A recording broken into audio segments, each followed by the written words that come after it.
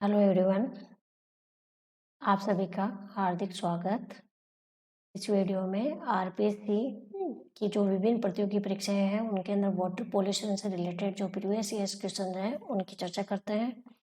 सबसे पहला क्वेश्चन जो है वो आया हुआ है जूनियर केमिस्ट 2011 के अंदर ग्राउंड वाटर जो डिपार्टमेंट है उसका पेपर था। क्वेश्चन वो क्या है कि जो सीओडी होती है, जो केमिकल ऑक्सीजन जो डिमांड होती है वो किसको मेजर करती है।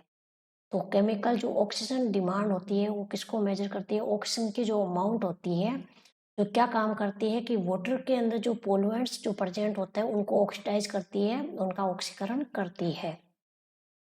तो ऑप्शन नंबर जो सेकंड है वो राइट आंसर हो जाएगा। ऑक्सीजन की वह मात्रा जो प्रदूषक को ऑक्सीकृत करने में प्रयुक्त होती है, जो वाटर में प्रेजेंट जो प्रदूषक पदार्थ है उनको ऑक्सीकृत करने के लिए प्रयुक्त जो ऑक्सीजन की डिमांड है उसको बोलते हैं केमिकल ऑक्सीजन डिमांड। तो option number second right answer हो जाएगा। वे धातुएं जो अपने नुकसानदायक हानिकारक दुष्प्रभावों को जीवों और आवश्यक तत्वों का छद्म रूप अपनाकर उत्पन्न करते हैं। अपने को जो हार्मफुल मेटल्स होते हैं वो बताने हैं। तो हार्मफुल मेटल जो हैवी मेटल्स है, जैसे अपने पास में लेड है, पीपी है, एचजी है, मरकरी है, कैडमियम है, आर्सेनिक है, ये जो क्रोमियम है, ये जो हैवी मेटल्स होते हैं वो क्या करती है, हार्मफुल इफेक्ट जो है वो जीवों के ऊपर दिखाती है। तो इनके अंदर जो अपन बात कर रहे हैं, किसकी बात कर रहे हैं, एल्यूमिनियम नहीं होती है हानिकारक। यहाँ पे बात करें जिंक इतनी हानिकारक नहीं होती है, लेकिन लेड और जो कैडमियम होती है दोनों जो है वो क्या होती है, हानिकारक होती है, हार्मफुल होती है। तो option number second right answer हो जाएगा।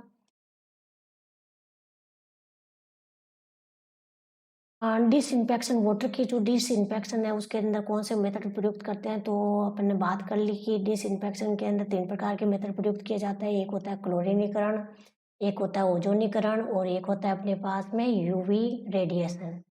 तो यहाँ पे जो यूवी रेडिएशन है ये एक ही यहाँ पे डिसइंफेक्शन का मेथड दे रखा है। तो ऑप्शन नंबर ए जो है वो राइट आंसर हो जाएगा।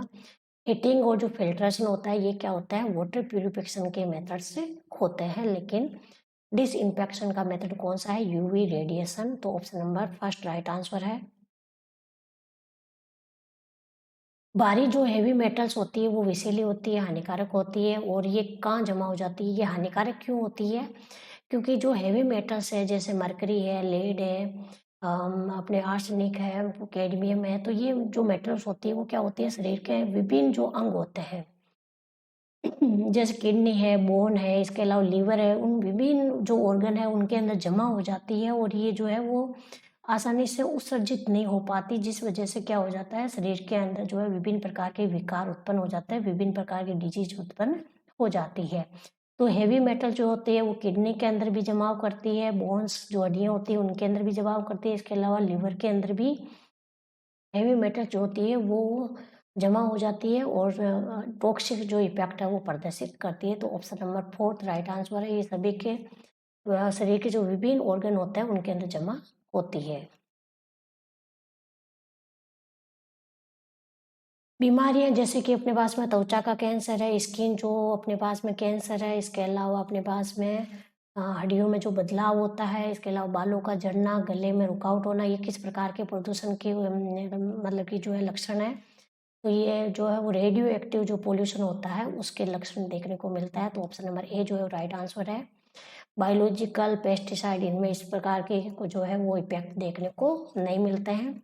स्किन संबंधी जो मोस्टली जो इफेक्ट होता है, स्किन जो कैंसर वगैरह होता है वो रेडियो सब्सटेंस और रेडियो पोल्यूशन के कारण होते हैं।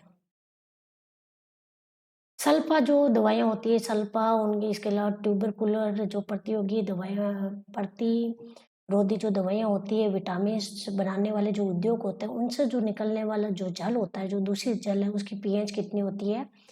तो सल्फा जो इंडस्ट्री होती है जहाँ पे सल्फा ड्रग्स है, और इसके अलावा एंटी ट्यूबरकुलर ड्रग्स और विटामिन्स बनाए जाते हैं, यहाँ से जो निकलने वाला जो जल होता है वो हाईली पोल्यूएंट होता है और हाईली एसिडिक होता है, और इसकी पीएच होती है 0.8। तो option number second right answer है।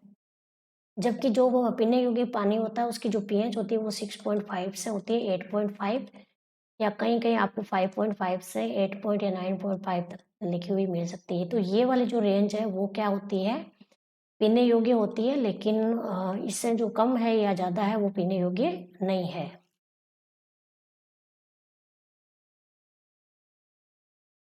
नेक्स्ट क्वेश्चन अपने को दे रखा है कि अपने को कुछ धातुएं मेटल्स दे रखी है, विषैली धातुएं टॉक्सिक मेटल दे रखी है, जैसे आर्सेनिक हो गया, लेड हो गया, मरकरी हो गया, कैडमियम हो गया। तो इनकी प्रति लीटर पानी के अंदर इनकी जो विश्व स्वास्थ्य संगठन है WHO है, वर्ल्ड हेल्थ ऑर्गेनाइजेशन WHO है, उसके द्वारा इनकी क्या लिमिट जो है वो डिसाइड की गई है। तो इस क्वेश्चन के अंदर थोड़ा-सा मुझे मिस्टेक लग रहा है, लेकिन इसको जो है वो ऑप्शन के द्वारा सही किया जा सकता है। जैसे यहाँ पे अपने पास में जो आर्सेनिक होती है, इसकी जो मेन होती है वो होती है 0.01 मिलीग्राम पर लीटर या 10 माइक्रोग्राम पर लीटर। इसी प्रकार लेड की भी सेम ही होती है। मरकरी की जो अपने पास में अमाउंट होती है, मरकरी जो है वो अपने 0 पॉइंट इसकी होती है 0.001 मिलीग्राम पर लीटर। ठीक है, इसके अलावा जो कैडमियम होता है, कैडमियम की होती है अपने पास में 0.003 मिलीग्राम पर लीटर। देखिए इस प्रकार का जो है वो कहीं पे भी ऑप्शन देखने को नहीं मिल रहा है, लेकिन यहाँ पे 5 जो है वो किसी का भी नहीं है, तो 5 वाले जो ऑप्शन है वो सारे कट हो जाएंगे। यहाँ पे जो 5 आ रहा है वो किसी के अंदर भी नहीं आ रहा है, सबके अंदर 1 आ रहा है अपने पास में, और ये 3 है या इसको 0.001 जो है वो देखने को मिल सकता है। तो यहाँ पे किसी में भी 5 नहीं आएगा, तो सारे ऑप्शन गलत है। ऑप्शन नंबर ए जो है वो राइट आंसर है। वैसे इसके अंदर भी जो है यहाँ पे 1 ना होने के यहाँ 10 होना चाहिए। इसमें भी जो है वो थोड़ी बहुत मिस्टेक देखने को मिल रही है, लेकिन फर्स्ट जो है उसको राइट आंसर माना गया है।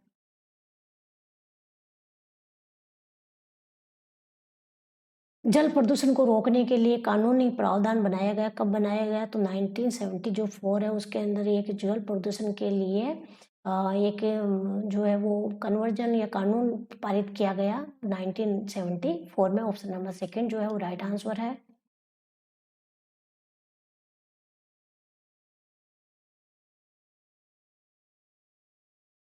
जूनियर केमिस्ट 2011 का ही क्वेश्चन है। PhD जो डिपार्टमेंट है उसका पेपर है। क्वेश्चन क्या कह रहा है कि कार्बनिक पदार्थ का जल में योजन से क्या प्रभाव पड़ता है?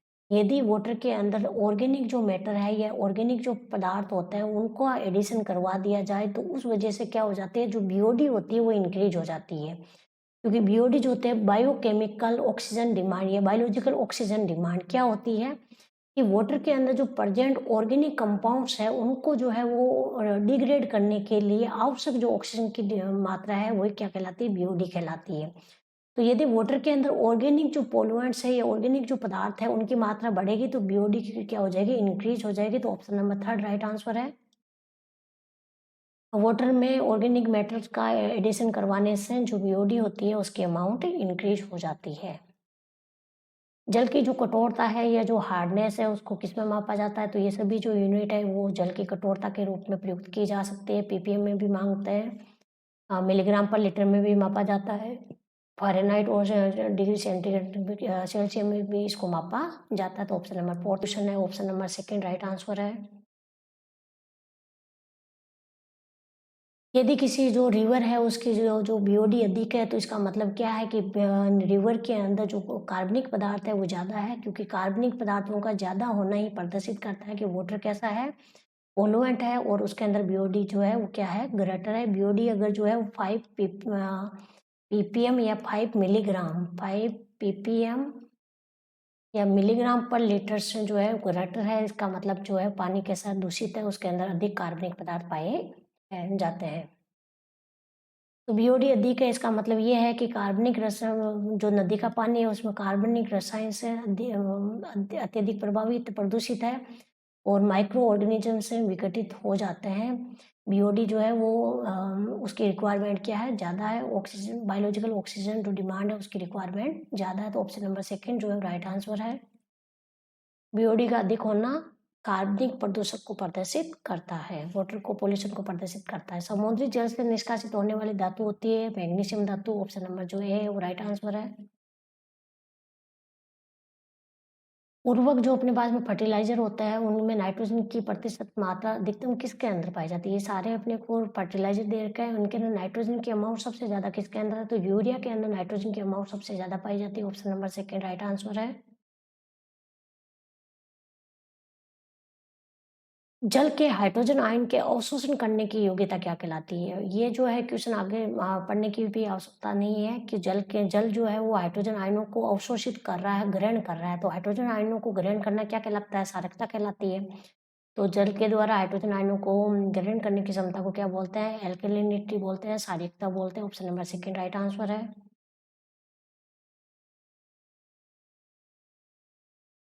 Junior chemist ground water department 2024 का paper question WHO World Health Organization विश्व स्वास्थ्य संगठन के द्वारा पीने योग्य जो पानी है उसके अंदर जो पीओडी जो टर्बिडिटी होती है, जो अविलिकता है, टर्बिडिटी का मतलब जो गंदापन है, मैलापन है, वो किससे अधिक नहीं होना चाहिए।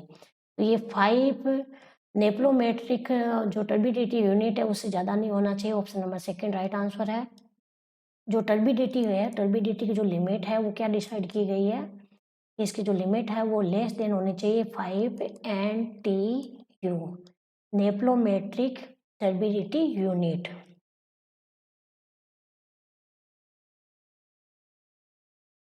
अपने को एक तो कथन दे रखा है, एक कारण दे रखा है, बताना है कि कौन-सा जो है वो सही है। तो भारी जो धातु होती है, जो हेवी मेटल्स होते हैं, हेवी मेटल जो पॉल्यूएंट्स होते हैं, वो डेंजर होते हैं ह्यूमन हेल्थ के लिए बिल्कुल सही है। अपन सभी जानते हैं कि जो भारी मेटल्स होती है वो ह्यूमन हेल्थ के लिए हानिकारक प्रभाव डालती है, हानिकारक होती है।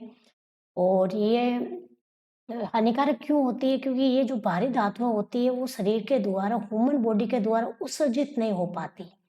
जिस वजह से ये शरीर के जो विभिन्न ऑर्गन होते हैं उनके अंदर जमा हो जाती है और अपने जो इफ़ेक्ट है वो दिखाए मतलब कि अपने इफ़ेक्ट जो है वो प्रभाव अपने प्रभाव डालती है। तो दोनों ही जो कथन है वो सत्य है क्योंकि ये हानिकारक प्रभाव डालती है। कारण क्या है कि ये जो शरीर के द्वारा उत्सर्जित नहीं होती है, जिस वजह से ये शरीर को हानिकारक इफ़ेक्ट प्रदान करती है। तो ऑप्शन नंबर जो थर्ड है वो राइट आंसर है। दोनों ही कथन सत्य है और दोनों एक-दूसरे की क्या करते हैं व्याख्या करते हैं। कुछ मेटल दी हुई है और यहाँ पे अपने को सांद्रता दी हुई है, पीपीएम में लिखो या मिलीग्राम पर लीटर में लिखो, एक ही बात है दोनों। तो यहाँ पे जो आयरन होता है, आयरन की जो मिलीग्राम मात्रा होती है वो 0.2 या 0.3 कहीं पे 0.2 और कहीं पे 0.3 लिखा हुआ मिलता है। जो कैडमियम है, कैडमियम की जो अमाउंट होती है वो 0.001 होती है वैसे, लेकिन यहाँ 5 लिखा हुआ, कोई बात नहीं, 0.005 या 1। जो ज़िंक होता है, ज़िंक की जो लिमिट होती है वो 5 से होती है, 5 होती है इसकी लिमिट। और मैंगनीज़ जो होता है, मैंगनीज़ होता है अपने पास में 0.05 होती है। तो एक के अंदर क्या है, फोर्थ है, एक के अंदर फोर्थ, किसके अंदर? ऑप्शन नंबर फोर्थ के अंदर ही है केवल। ऑप्शन नंबर जो फोर्थ है वो राइट आंसर हो जाएगा। ए के अंदर फोर्थ, बी के अंदर थर्ड, सी के अंदर सेकंड और डी के अंदर फर्स्ट।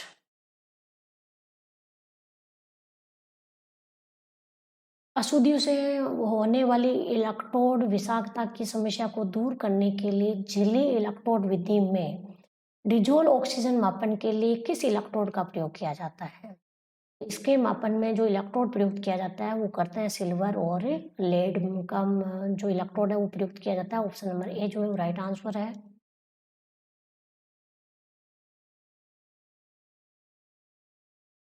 जल प्रदूषण को रोकने के लिए एक अधिनियम जारी किया गया। ये कब जारी किया गया? 1974 के अंदर एक कानून बनाए गए जल अधिनियम जिसको बोलते हैं। तो इसके अंदर कौन-सा कथन सम्मिलित नहीं है? तो वाहित मल प्रवाह की परिभाषा इसके द्वारा दी गई है। किसी भी उद्योग से नमूने एकत्रित करने की क्षमता इसके द्वारा जो है वो दी गई है। इसके अलावा ये जो है अधिनियम है इसके अंदर केंद्रीय और राज्य जल जो अपने पास में जल जो वाटर बोर्ड होते हैं उनके द्वारा कार्य करने को जो है वो दिया गया है। लेकिन ऑप्शन नंबर जो थर्ड है वो इस अधिनियम के अंदर इसकी जो ये जो कथन है ये इस अधिनियम में नहीं लिखा गया है। पानी में आर्सेनिक संदूषण रोग से के लिए जिम्मेदार कौन नहीं है?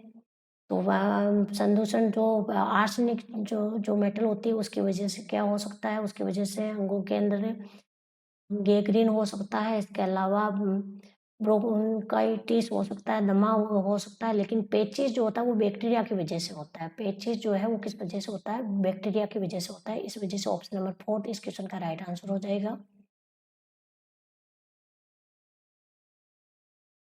पेयजल में ऋणांकित श्रीनान की अधिकता की वजह से ब्लू बेबी सिंड्रोम मेथेमोग्लोबिनेमिया रोग होता है। तो नाइट्रेट की अधिकता की वजह से मेथेमोग्लोबिनेमिया या ब्लू बेबी सिंड्रोम रोग उत्पन्न होता है। ऑप्शन नंबर ए जो है वो राइट आंसर है। ये मोस्टली हर एग्जाम के अंदर क्वेश्चन पूछा जाता है। संयुक्त राष्ट्र की महासभा के अंदर कौन सी अवधि को जीवन के लिए जल पर कार्रवाई के लिए अंतर्राष्ट्रीय दशक के रूप में 2005 से 2015 को मनाया गया? ऑप्शन नंबर 4 राइट आंसर है। ये इस प्रकार के क्वेश्चन जो होते हैं वो याद रखने वाले क्वेश्चन होते हैं। अब देखो यहाँ पे अपने को एक सिंचाई का जल है, सिंचाई जल के अंदर कुछ अपने को इसकी लिमिट दे रखी है कि टीडीएस जो है टोटल डिजोल्व जो सॉल्ट है उसकी अमाउंट दे रखी है 812 पिकोमीटर पीपीएम। टीडीएस जो है वो कहाँ से कहाँ तक होती है? 500 पीपीएम से इसके हाईएस्ट कितने हो सकती है? 2000 पीपीएम हो सकती है। क्लोराइड जो अपने पास में है ये कितना होता है? क्लोराइड जो अपने पास 200 से 400 हो सकता है। सल्फेट जो होता है वो कितना होता है? क्लोराइड जो 250 से होता है और जो सल्फेट होता है वो अपने पास में 200 से 400 हो सकता है। ये कितना होता है? 250 से 600। तो अपने को ये जो लिमिट दी हुई है ये ना तो ज़्यादा कम दी हुई है और ना ही ज़्यादा अधिक दी हुई है। लिमिट ये मीडियम दी हुई है, तो केवल आपको इस लिमिट से पहचानना था। ये क्लास जो है इससे कोई मतलब नहीं है अपने को। केवल आपको लिमिट से पता करना था कि ये उपयुक्त है या नहीं है या किस प्रकार का है।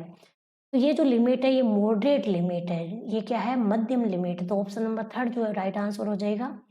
ये जो लिमिट दी हुई है ये एक प्रकार की सूटेबल है मॉडरेट के लिए।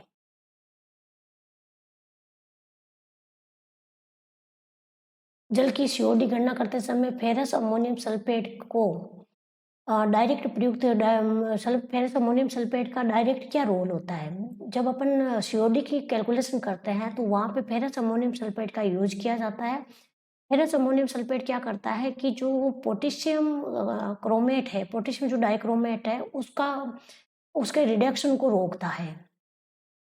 आप सभी जानते होंगे कि जो सीओडी होता है, जो केमिकल ऑक्सीजन डिमांड है, इसके अंदर जो ऑक्सीकारक के रूप में किसका यूज किया जाता है? पोटेशियम डाइक्रोमेट का यूज किया जाता है।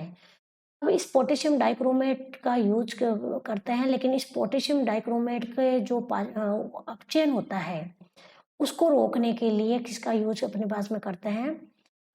फेरस अमोनियम सल्फेट का यूज किया जाता है। तो फेरस अमोनियम सल्फेट जो है इसका यूज नहीं हुए ये पोटेशियम पोटेशियम डाइक्रोमेट जिसका यूज नहीं हुआ उसका अपचयन करने में इसका यूज किया जाता है।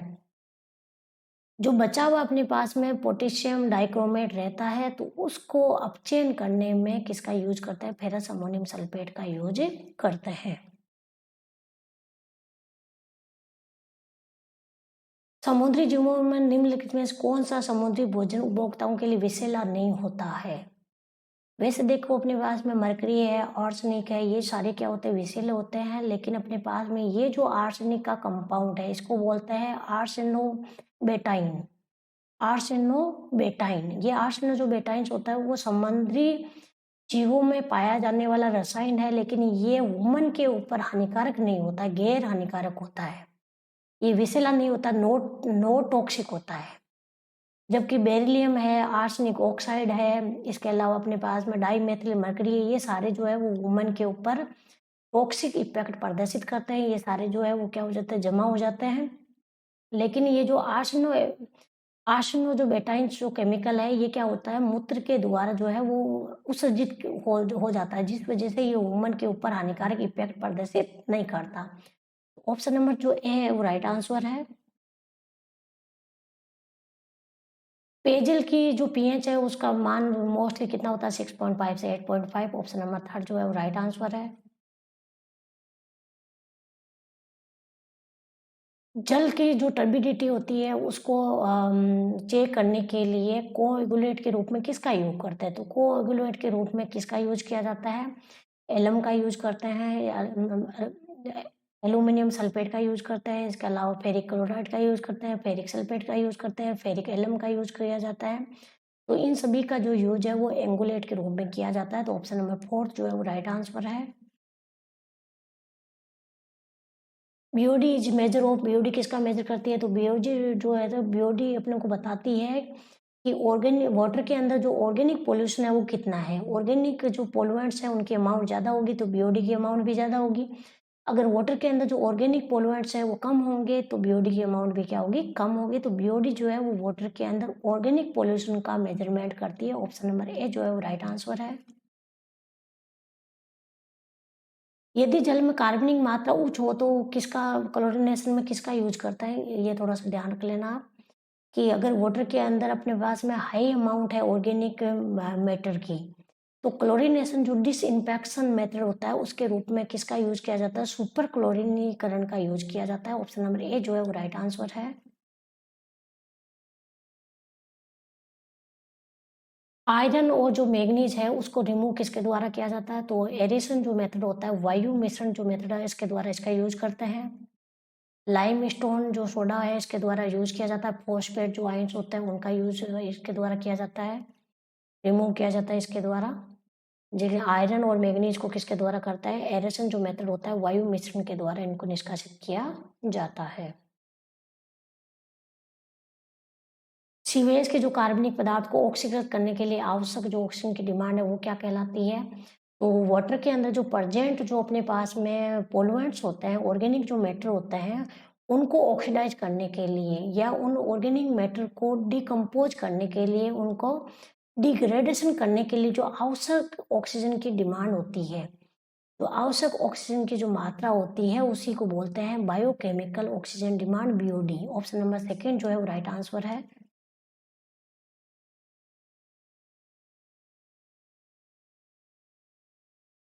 यूट्रोफिकेशन ऑफ लेक, लेक के अंदर जो झीलें होती है उनका में यूट्रोफिकेशन की जो घटना देखने को मिलती है किसकी वजह से होती है? तो यूट्रोफिकेशन जो होती है वो हाई अमाउंट ऑफ न्यूट्रिएंट्स जैसे नाइट्रेट है, इसके अलावा फॉस्फेट है, इनके अमाउंट हाई होने की वजह से यूट्रोफिकेशन देखने को मिलता है। तो option number second right answer है।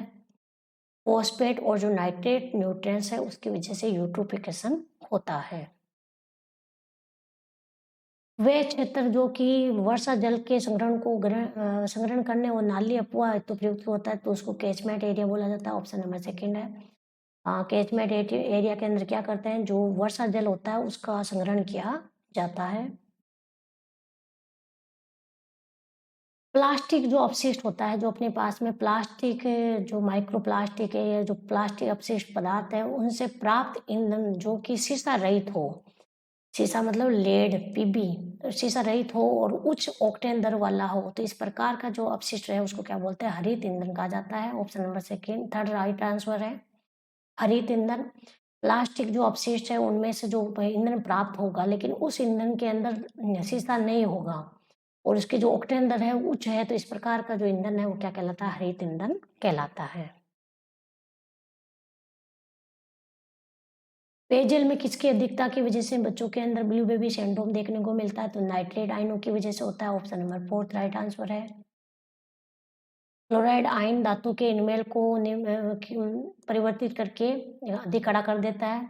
तो फ्लोराइड जो आयन होते हैं वो धातु के इनमेल को कड़ा करते हैं, क्योंकि ये क्या करते हैं, ओक हाइड्रोक्सी जो एपेटाइट है उसको कन्वर्ट कर देते हैं फ्लोरो एपेटाइट के अंदर, जिस वजह से जो एनिमल होता है वो क्या हो जाता है? और अधिक कड़ा हो जाता है। तो ऑप्शन नंबर ए जो है राइट आंसर है। हाइड्रोक्सी एपेटाइट से फ्लोरो एपेटाइट बनने की वजह से एनिमल जो है वो अधिक कड़ा हो जाता है।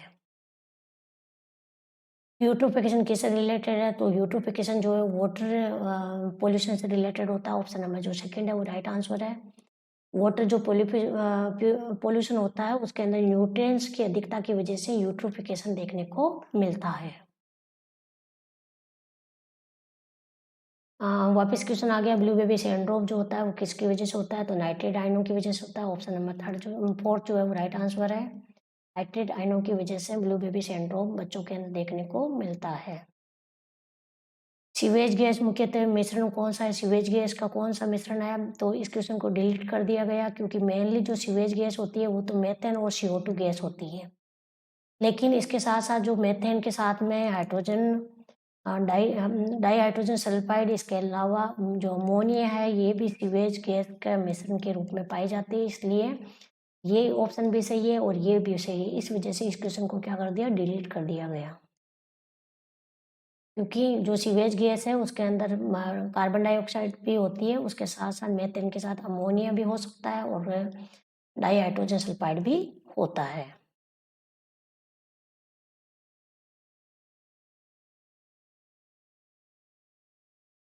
बैक्टीरिया के द्वारा जो जैव द्रव्य का सरल पदार्थों में विघटन जो कि और अधिक अपघटित नहीं हो पाते, तो इस प्रकार की प्रोसेस को क्या बोलते हैं? और अधिक अपघटित नहीं हो पाते हैं, तो वो क्या हो जाता है, स्थायी हो जाता है। इस घटना को क्या बोलते हैं? स्टेबलाइजेशन बोलते हैं, स्थायीकरण बोलते हैं। बैक्टीरिया के द्वारा पदार्थों को क्या कर देते हैं, अपघटित करते हैं, लेकिन उनको और ज़्यादा अपघटित नहीं किया जा सकता। वो प्रोसेस क्या कहलाती है? स्थायीकरण स्टेबलाइजेशन कहलाती है। जो degree of concentration of sludge है, जो कीचड़ है, कीचड़ की जो सांद्रता होती है उसका मापन किसमें किया जाता है? तो कीचड़ की जो सांद्रता होती है उसका मापन किया जाता है स्लज वॉल्यूम इंडेक्स में। ऑप्शन नंबर 4 राइट आंसर है। आपक या कीचड़ आयतन जो इंडेक्स है, इसमें मापन करते हैं। स्लज की जो सांद्रता होती है उसका मापन किया जाता है। तो अपशिष्ट पदार्थों का जो ट्रीटमेंट किया जाता है, उस ट्रीटमेंट के अंदर जो स्लज प्राप्त होता है, तो स्लज की सांद्रता का मापन जो है वो स्लज वॉल्यूम इंडेक्स के रूप में किया जाता है। Turbidity of water is indication, अगर वाटर के अंदर टर्बिडिटी प्रेजेंट है तो ये किसका इंडिकेशन करती है? तो ये सस्पेंडेड इनऑर्गेनिक मैटर का, अपन लिखते हैं ना TDS, टोटल डिजोल्व सॉल्ट्स। ये जो है वो किसके कारक होते हैं? टर्बिडिटी के होते हैं। तो ऑप्शन नंबर 4 राइट आंसर है। टर्बिडिटी का मतलब है कि उसके अंदर जो है वो high suspended inorganic matter present है। Chloramine are used in water treatment, chloramine का जो यूज है या क्लोरीनीकरण है, इसका यूज किसके रूप में करते हैं? डिसइंफेक्शन के रूप में करते हैं। ऑप्शन नंबर ए जो है राइट आंसर है। ओजोनीकरण है, क्लोरीनीकरण है, क्लोरामीन हो गया, हाइपोक्लोराइट हो गया, इसके अलावा क्लोरीन गैस हो गया। For protection of aquatic life, जो जलीय जीव होते हैं उनकी लाइफ को प्रोटेक्शन करने के लिए फ्रेश वाटर के अंदर जो अपने को डिजोल्व ऑक्सीजन होती है उसकी अमाउंट किससे लेस नहीं हो सकनी चाहिए? तो डिजोल्व जो ऑक्सीजन होती है इसकी अमाउंट जो है वो लेस नहीं होनी चाहिए 5 ppm से, ये ग्रेटर होनी चाहिए 5 ppm से, 5 ppm या 5 मिलीग्राम पर लीटर। अगर डिजोल्व ऑक्सीजन जो है वो 5 ppm से ग्रेटर है, इसका मतलब जो एक्वेटिक जो अपने पास में जलीय जीव है वो सुरक्षित है। लेकिन अगर इनकी अमाउंट 5 ppm से कम हो जाती है तो जलीय जो जीव होते हैं उनके अंदर ऑक्सीजन की कमी आ जाती है और वो मरने लग जाते हैं। तो एक्वेटिक लाइफ को बचाने के लिए, उनका प्रोटेक्शन करने के लिए जो डिजोल्व ऑक्सीजन है वो 5 ppm से ग्रेटर होनी चाहिए। ऑप्शन नंबर 3 जो है वो राइट आंसर है। Technical department lecture 2020 question. शुद्ध जल जो प्योर जल होता है, क्लीन वाटर होता है, उसकी बीओडी जो है वो क्या होनी चाहिए? तो 5 ppm से क्या होनी चाहिए? कम होनी चाहिए। ऑप्शन नंबर ए जो राइट आंसर है। 5 ppm का हो या 5 मिलीग्राम पर लीटर का हो, बीओडी जो है वो 5 ppm से कम है, इसका मतलब जो वाटर है वो कैसा है? क्लीन है, प्रदूषित रहित है। लेकिन अगर 5 ppm से ग्रेटर है तो वाटर क्या है? पोल्युएंट है, हाईली पोल्युएंट होगा। वापिस क्वेश्चन रिपीट हो गया कि वह कौन सा रोग है जो पेयजल में नाइट्रेट की अधिकता की वजह से होता है? तो नाइट्रेट की अधिकता की वजह से होता है मेथेमोग्लोबिनेमिया या blue baby syndrome. Option number A जो है राइट आंसर है।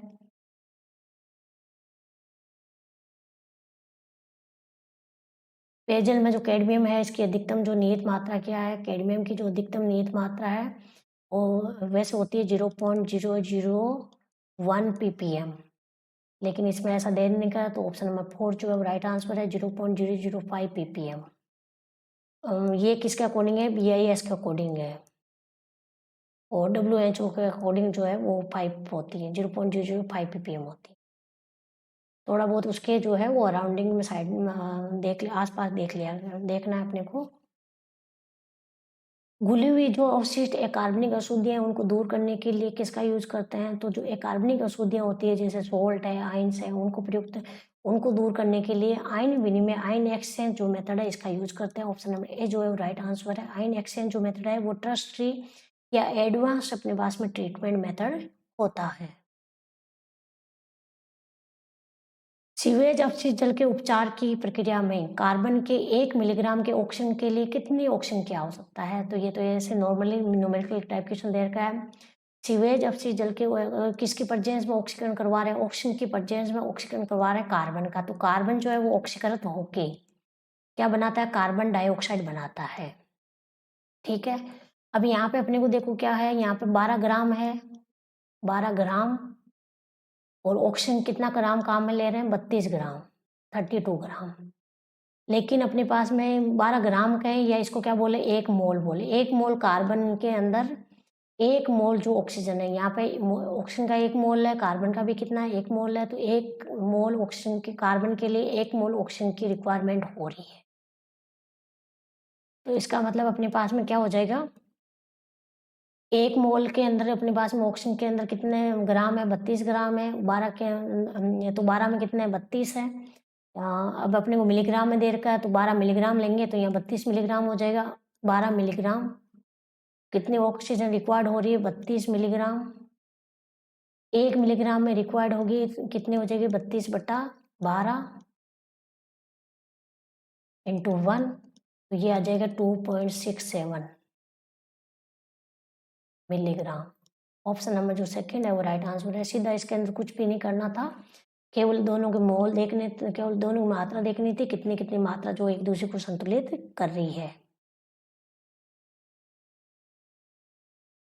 एक्टिवेटेड जो सलज प्रोसेस होता है, ये एक प्रकार का बायोलॉजिकल ट्रीटमेंट मेथड होता है और सेकेंडरी बायोलॉजिकल ट्रीटमेंट मेथड होता है। ऑप्शन नंबर जो सेकंड है वो राइट आंसर है। ट्रीटमेंट जो मेथड है उनको ज़्यादा वैसे डिटेल में अपने पढ़ा नहीं था। तो ये दे रखा है एक्टिवेटेड स्लज प्रोसेस दे रखा है, जबकि अपन ने जो पढ़ा था ना वो पढ़ा था एक्टिवेटेड एब्जॉर्बेंस, वो टर्सरी के अंदर आता है एब्जॉर्बेंट। लेकिन ये जो सलज प्रोसेस है ये किसके अंदर आता है? सेकेंडरी के अंदर आता है। जल प्रदूषण का जो संकेत है वो बीओडी होती है। बीओडी की मात्रा अगर ज़्यादा है तो इसका मतलब जल कैसा है? प्रदूषित ज़्यादा है। तो ऑप्शन नंबर सेकंड जो है वो राइट आंसर है। बीओडी की अमाउंट डिसाइड करती है कि जल जो है प्रदूषित है या क्लीन वाटर है। ब्लू बेबी सिंड्रोम वापस वही सेम है। ब्लू बेबी सिंड्रोम नाइट्रेट की अधिकता की वजह से होता है। ऑप्शन नंबर ए जो है राइट आंसर है। कॉपर की जो अधिकतम मात्रा है वो कितनी हो सकती है? वैसे कॉपर की जो अधिकतम मात्रा होती है वो अपने पास में BIS के अकॉर्डिंग 0.05 से होती है 1.5 तक। लेकिन अपने पास में WHO के अकॉर्डिंग जो है वो 3 ppm तक हो सकती है। ऑप्शन नंबर जो सेकंड है वो राइट आंसर है।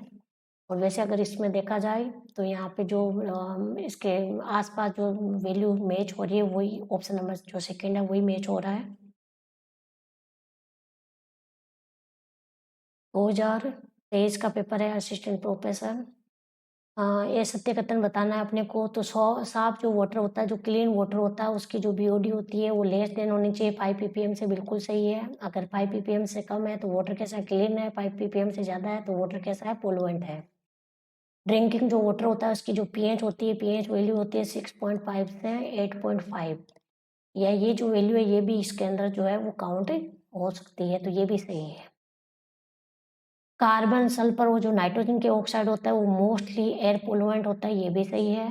मोस्टली जो एयर पोल्यूशन होता है वो इनके ऑक्साइड की वजह से होता है। डिजोल जो ऑक्सीजन है, जो DO है, डिजोल जो ऑक्सीजन की जो सांद्रता है वो अगर 4 ppm से कम है तो ये आइडल है फिश की ग्रोथ के लिए। नहीं, बिल्कुल गलत है। जो डिजोल ऑक्सीजन है उसकी अमाउंट जो है वो हायर होनी चाहिए 5 ppm से। अगर 5 ppm से ग्रेटर है तो अपने पास में जो फिश है उसकी जो ग्रोथ होती है वो अच्छी होती है। आइडल ग्रोथ के लिए जो है 5 ppm से ग्रेटर होना चाहिए डिजोल ऑक्सीजन।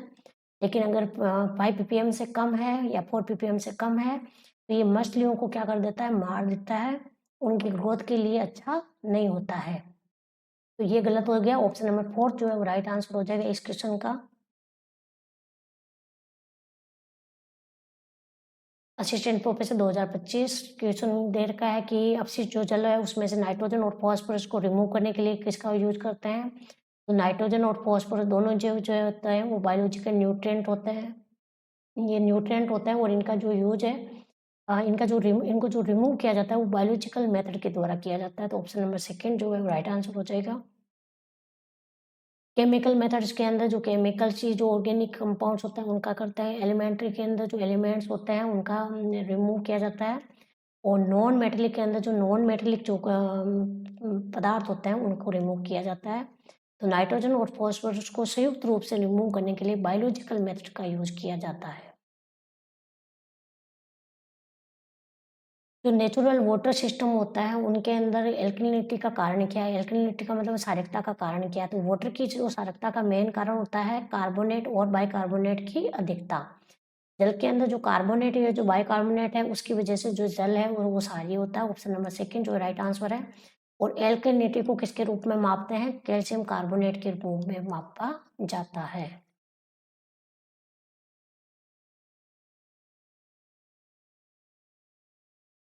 जल के नमूने में घुलित जो ऑक्सीजन के निर्धारण के लिए विंकलर परीक्षण प्रयुक्त करते हैं। ये विंकलर परीक्षण में किसका प्रयोग किया जाता है? जो विंकलर जो टेस्ट होता है उसके अंदर जो डिज़ोल्व ऑक्सीजन है उसको डिटरमाइन करने के लिए यूज़ किया जाता है आयोडोमेट्रिक टाइट्रेशन का। ऑप्शन नंबर ए जो है राइट आंसर है।